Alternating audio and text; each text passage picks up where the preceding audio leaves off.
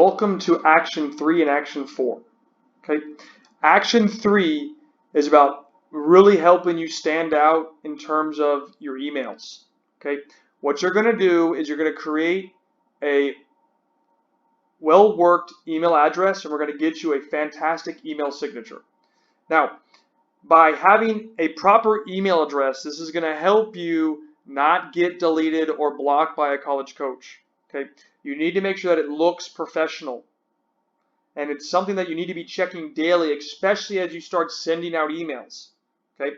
I highly recommend using Gmail, and this is because I'm going to give you in later lectures Google Sheets and Google Docs that you're going to have to work through.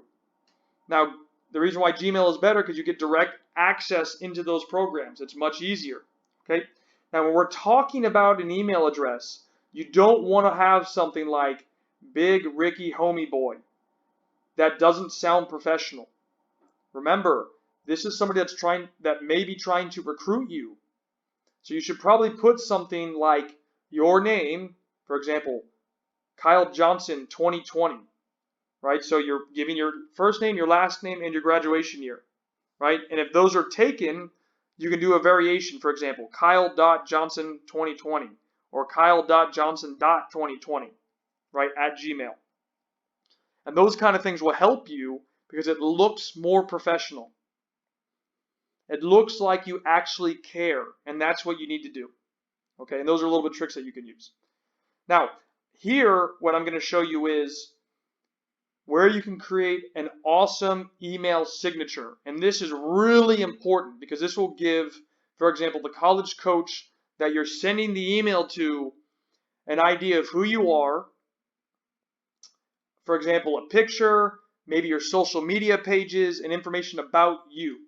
So their service is free. And here on the bottom of your screen, you should be able to see my email signature. Okay? So if you have any questions, you can email me, you can call me, and I'll be more than happy to work with you. Okay? So what I would recommend that you do is you follow these steps, and you can see on the side I have, for example, your name and a picture. The title, when it's going to ask you for the title, you put your preferred position. When I ask you for your company, I would put your club team. Obviously, phone number and email are pretty simple. If you want to put an address, you can. And if you have a website, you can put one up if you have a website. But what I would recommend doing is when you have a highlight or game film link, put that there.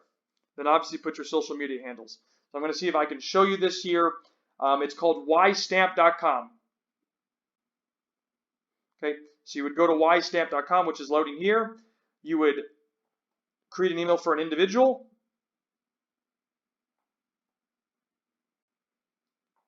And then set up the thing. So obviously I'm logged in here. You can see all my information. Okay, you can see my name, my title, company if I put one, phone number, the website I want you to go to, my email, the address, and anything else that you would like to add. Now you can pay for a premium version. I don't think you need that unless you want to, and I believe that's like $2 or $3 a month. Okay.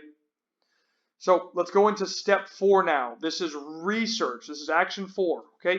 This is really important and crucial in your college recruiting process. What you need to do is start drafting a list of schools, and there's no set way to do this. Okay. But you need to start identifying ideal locations. So for example, if you live in Florida, you might want to make a list of 10 D1 schools, 20 D1 schools. So like USF, UCF, JU, Florida Atlantic, Miami, right? Schools like that. And then you'd also want to segment into smaller schools. But you need to identify what you think is correct for you. And understand that this is going to change, right? As you go through each grade level, you're going to mature. You're going to see things that you like and you don't like. So for example, for myself, as I was going through this process or through high school, I always thought that I wanted to go to a really big school. Then I did a couple college visits, and I saw that I didn't like schools that were real big, 30, 40,000 plus students, because the class sizes were ginormous. I didn't feel like that I would get the same benefit as from a school with 20, 30 kids in it or other students. Okay, So you need to be able to do that research. I highly recommend picking a school that is more than just soccer. You need to be happy there. I don't recommend going to a school because you're going just for the athletics. Go to a school because it's a good fit for you all around, okay? Socially and academically as well, okay? So remember, college soccer is only going to last you 4 years at most, right? You might get a 5th year. There are some rules that you can work around, but as a general rule, you're going to get 4 years. So it's not going to be your entire life, obviously. It's going to be one of the best times of your life for sure, but that you need to be preparing yourself for beyond college at the same time. And this is why your academic success is so important, because a lot of the schools will mandate that you have a certain GPA to play. My school at St. Leo, we had to have a 3.0 to play. If you didn't have a 3.0, you could not play. Okay, so those are things you're going to have to be mindful of when you're making these decisions.